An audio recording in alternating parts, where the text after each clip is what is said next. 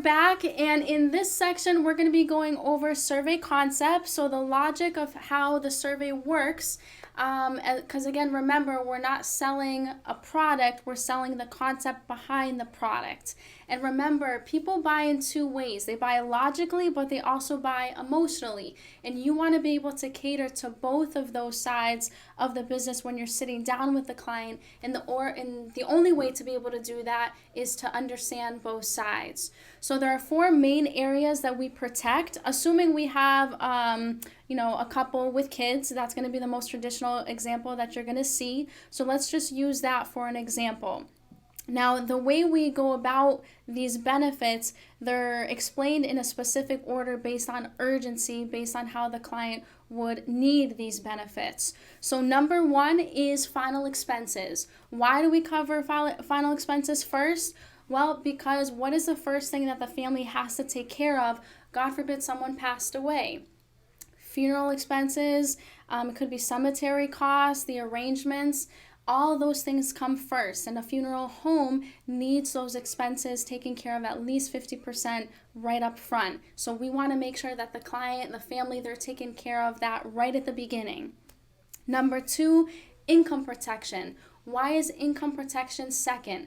Well, let's take a couple, for example, maybe they're both husband and wife is making $50,000 for the year. So in total, the household income is $100,000. So now one of those spouses is taken out of the picture prematurely. The expenses are still going to stay the same. They're still going to have grocery bills that they need to take care of. They're still going to have a cable bill. Because again, you're not going to shut off the TV just because your spouse passes. You're still going to have a phone bill, electricity, heat, air conditioning. All those things are going to be continuous expenses for the family. Yet now, instead of having $100,000 to take care of those expenses, now their income is cut in half. So now we need something to protect their paycheck for the time that their spouse is passed away. Next, number three, mortgage protection. They may have the means to take care of the day-to-day expenses, but when it comes to their mortgage, that could be a very difficult thing for the family to take care of financially. Right now, when both spouses are living, that's a big asset to their family, their home, that's where they grew up.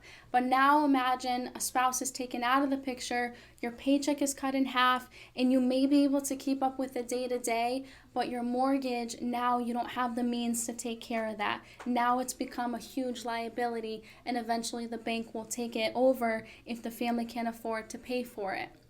And lastly, you have college education. So again, we've taken care of funeral, cemetery costs. We've taken care of a paycheck protection plan for the family, mortgage to take care of that big liability for the family. But now, are the kids, with all that other things taken care of, are the kids still going to be given that opportunity to go to college? We want to make sure, if that's something that the family wants and needs in the future, that they still have the means to do that if they wanted to. So now that we know the reason why we cover the benefits, it's important to know how we cover these benefits and what products we use. So when we cover final expenses, we use Whole Life. Why do we use Whole Life? Because it's a guaranteed benefit. At some point, we know we're all going to pass away. It's an inevitable thing. The only thing guaranteed in life is that we're going to die someday, and taxes. So it's covered with Whole Life because, again, you're guaranteed the coverage no matter when you die, no matter how. Next benefit would be income protection. This is covered with a term coverage. The reason being is right now you're working. Again, you're in your young years. God forbid something happen in the future, you're not going to necessarily need your income. It's for a short period of time where eventually when you retire, you're not going to need that income protection. So eventually it goes away. Same thing with mortgage protection. At some point, you're going to be done paying off those big payments. You'll be done paying off your mortgage. That's why mortgage is also covered in a term policy. And lastly, college education. You're not going to be in college for the rest of your life, or at least we hope not. So again, college is also covered in a term policy. Some of these benefits can also be covered with what we call ADB, accidental death benefit. So the survey uses 5% of their income to take care of their needs. So if in the needs analysis, we find that it's not within the budget to use a specific product, say a term policy, it may be more expensive than using accidental. The computer will figure out what is the best type of coverage to use for that specific product.